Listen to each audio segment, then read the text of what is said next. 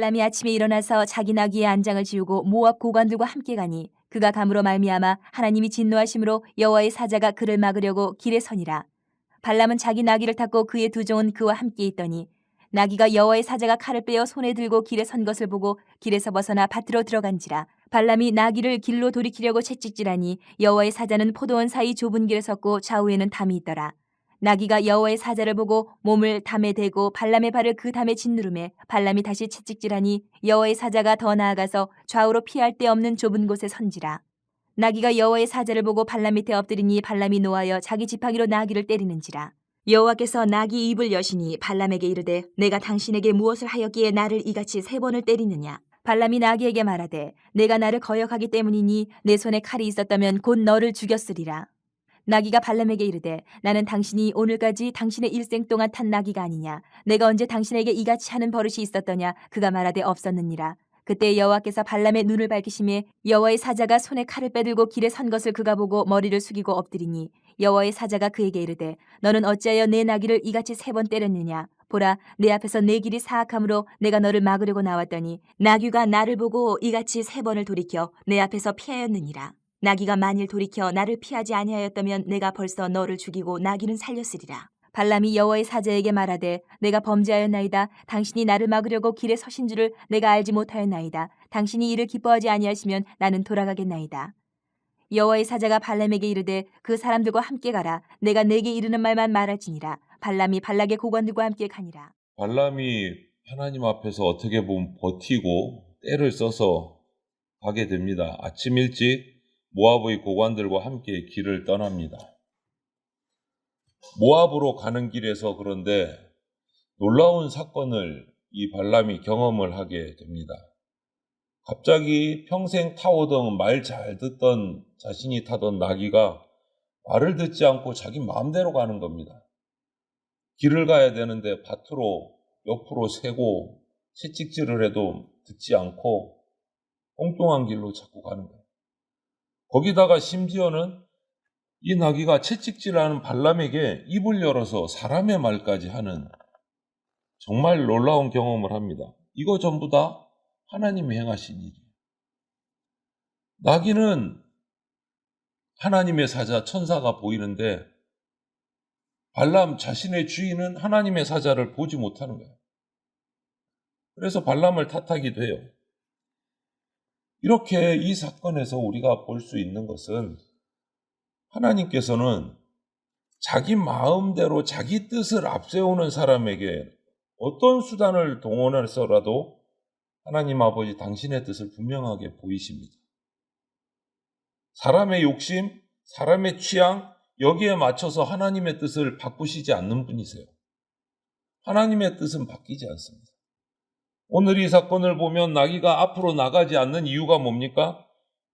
앞으로 나가려다 보니까 앞에 하나님의 사자가 칼을 빼들고 서 있으니까 두려우니까 왼쪽으로 빠지고 오른쪽으로 빠지고 앞으로 나가지 못하는 거죠. 그런데 나귀가 보는 이 여호와의 사자를 발람은 보지 못해요. 그의 영적인 눈이 시야가 가려져 있기 때문에 하나님의 사자를 보지 못하는 거예요. 그런데 또 하나 이 흥미로운 점은 나귀가 여호와의 사자를 보고 두려워하는데 그것을 못 간다고 채찍질하다가 하나님께서 발람의 영적인 눈을 뜨게 했어서 여호와의 사자를 보잖아요. 나귀가 말을 합니다. 그런데 나귀가 말을 하면 정말 신기하고 깜짝 놀랄 일이잖아요. 그런데 두려워했다, 놀랐다 이런 표현이 없어요. 말하는 나귀를 보고 신기해하는 것도 없어요. 그냥 네가 말을 안 들으니까 나한테 칼만 있었으면 너 죽였다. 이런 엉뚱한 얘기를 하는 거예요. 그냥 빨리 가고 싶은 거예요. 가던 길 빨리 가서 모압 왕이 주는 그 명예, 그 재물 빨리 얻고 싶고 자기가 높아지고 싶은 거예요. 거기에 모든 정신이 다 쏠려 있는 거예요. 그러다 보니까 말하는 나귀도 신기한 것도 없는 거예요. 이렇게 한 곳에 명예에 물질에 딱 집중되어서 자기의 상황을 보지 못하는 이 상황. 나귀가 말을 하는 그 기적이 일어나야, 여호와의 사자가 드디어 자기 눈에 보여야 이게 무슨 상황인지 간신히 알 수 있는 이 발람. 정말 무지하고 무감각한 상태였던 거예요. 자신의 모든 관심이 명예와 그 물질에 다 초점이 맞춰져 있고 다른 것은 볼 틈이 없었던 거예요. 하나님께서 이런 발람의 악한 의도를 사용하셔서 결국은 우리가 뒤에 결과론적인 거 성경을 봐서 알지만 발람의 이 악한 의도를 이스라엘이 복되게 하는 결과로 바꾸셨어요. 그런데 여기서 또 우리가 하나 생각해 볼 것은 내가 뭔가 잘하려고 하지는 않았지만 결과적으로는 잘 된 거잖아. 내가 실수는 했지만 그렇다고 내 실수가 하나님 앞에서 정당화되느냐? 아니요, 그럴 수는 없다. 발람이 그렇게 따질 수도 있을 것 같아요. 거보세요, 하나님. 내가 뭐 처음에는 좀 그런 마음으로 갔지만 결과적으로 이스라엘이 잘 됐잖아요. 복 받았잖아요. 그러니까 나도 용서해 주셔야죠. 이게 안 된다. 악한 것은 악한 것입니다. 이런 발람의 모습, 하나님이 내 길을 막으시니까 뻗대가지고 억지로 내 길을 가는, 그럼에도 결과는 좋으니까 나는 잘못한 거 없습니다 하는 이런 발람의 모습이 혹시 나에게 있지 않은지 살펴봐야 돼요. 우리는요, 세상의 탄식, 세상의 신음 속에서도 들려지는 그 하나님의 소리를 들을 수 있어야 돼요. 영적으로 민감해야 됩니다. 무감각하면 안 되는 거예요. 하나님의 말씀이 혹시라도 어떤 초자연적인 방법으로 나에게 들려질 때, 깨달아질 때 우리는 빨리 정신 차리고 돌아서야 돼요. 잘못된 길에서 벗어나야 된다. 발람은 하나님이 자기의 눈을 열어주셨을 때 비로소 칼을 빼들고 자신 앞에 서 있는 그 여호와의 사자를 보았습니다. 즉각적으로 납작 엎드립니다. 그리고 나서 여호와의 사자의 그 말씀을 듣고 나서야 이게 무슨 상황인지 이해를 해요. 오늘 성경 말씀을 보니까 여호와의 사자는 발람의 길이 사악하여 막으러 왔다, 이렇게 말씀하세요. 하나님은 발람의 마음속의 사악함을 분명하게 보신 거예요. 사실 겉으로 보기에 지금까지 이 발람이 보인 행동은 눈에 띄게 불순종한 게 없어요. 눈에 띄게 불순종한 게 없어요. 하지만 그 마음속에 품고 있는 사악한 마음을 하나님은 아시고 그가 가는 길을 막으십니다. 인간의 모습으로 볼 때는 특별히 불순종할 게 없어요. 가지 말라 그러니까 안 갔습니다.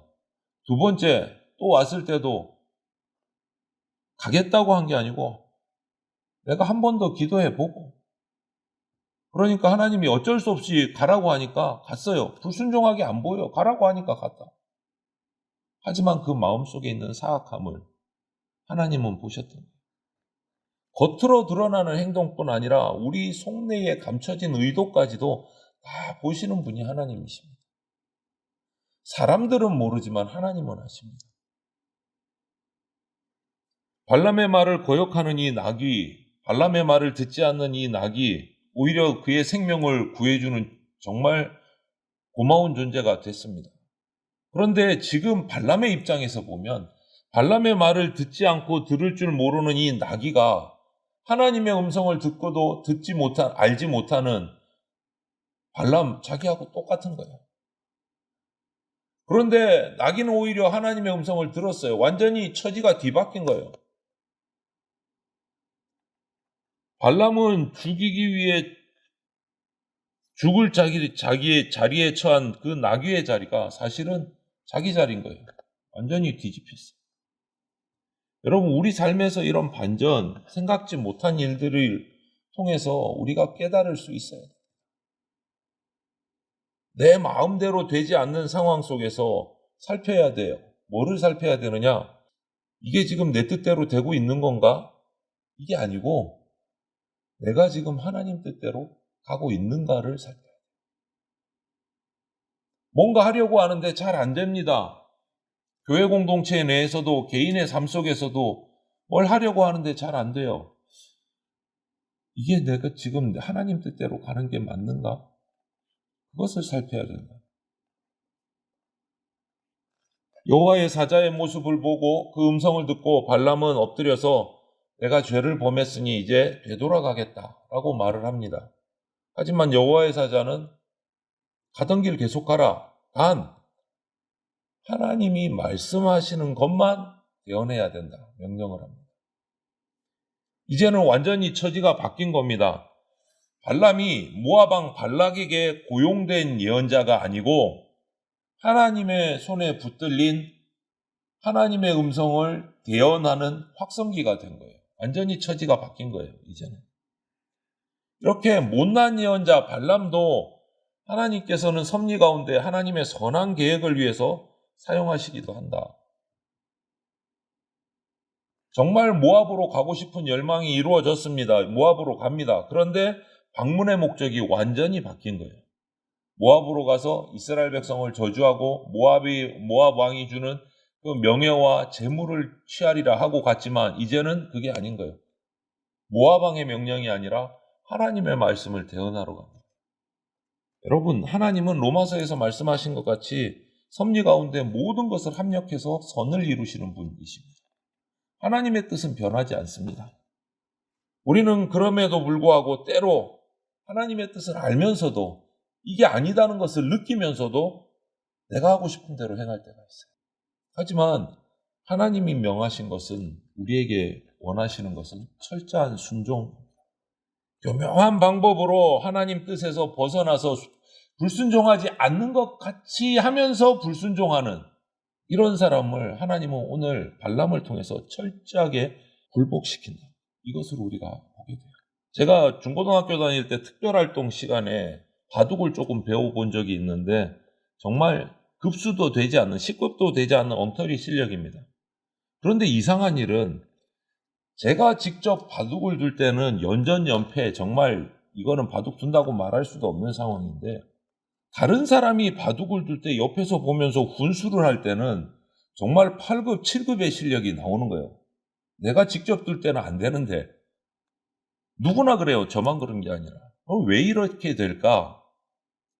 내가 바둑을 둘 때는 꼭 이겨야 된다는 승부욕이 생기기 마련입니다. 그러니까 승부에 눈이 어두면 욕심이 생기고 내 눈이 어두워져서 수를 읽어야 되는 그거 있어야 되는데 수를 보지를 못하는 거예요. 이겨야 된다는 마음에 눈이 어두워져. 그런데 다른 사람이 바둑 두는 것을 훈수할 때는 승부욕이 사라지니까, 욕심이 사라지니까 눈이 밝아져요. 수가 보이는 거예요. 그래서 훈수를 두는 거예요. 그러다 보니까 내가 잘하는 것 같이 느껴져요. 여러분, 우리 옛말에 욕심에 눈이 먼다 이런 말이 있어요. 이 말이 정답인 겁니다. 욕심, 즉 죄가 우리 눈을 어둡게 해서 우리에게 생명처럼 소중한 하나님의 뜻을 보고 깨닫고 이런 능력들이 욕심 때문에, 죄 때문에 사라지는 거예요. 예수님께서 산상수훈에 우리에게 이렇게 말씀하셨지 않습니까? 마음이 청결한 자가 복이 있다. 그런 사람이 하나님을 보게 될 것이다. 이렇게 말씀하셨다고. 마음이 깨끗하면 하나님까지 볼 수 있게 됩니다. 이게 무슨 말이냐? 하나님의 생각을 깨달을 수 있게 되고 하나님의 뜻이 보이게 된다는 거예요. 하나님의 생각을 깨닫고 하나님의 뜻이 보이게 되면 늘 승리할 수밖에 없어요. 늘 성공할 수밖에 없는 겁니다. 하나님의 가시는 길을 보고 따라가니까. 그러나 죄가, 욕심이 우리 마음에 차면 그런 깨끗한 마음, 청결한 마음을 지킬 수가 없게 돼요. 그러면 어떻게 됩니까? 하나님의 뜻을 못 읽어요. 하나님의 마음을 깨닫지 못하게 돼요. 영안이 닫혀져서 보지 못하게 되는 거예요. 그렇게 되면 밤낮 잘못된 판단을 합니다. 밤낮 엉뚱한 쪽을 찔러요. 그러면 성공, 승리는 고사하고 내 생명도 똑바로 보지 못하는 그러한 삶을 살게 됩니다. 여러분, 죄의 삭시 사망이다 라는 이 말씀을 우리가 기억해야 합니다. 내 생각, 내 뜻을 예수 그리스도의 십자가 아래 딱 묶어놓고 내려놓고 예수님의 말씀에 귀 기울이면서 예수님의 인도하심에 철저하게 순종하는 삶을 살아가는 하나님의 뜻에 순종하는 삶을 살아가서 하나님이 주시는 평안과 하나님의 주시는 복을 누리는 그러한 성도들이 다 되시기를 주님의 이름으로 축원을 드립니다. 아멘.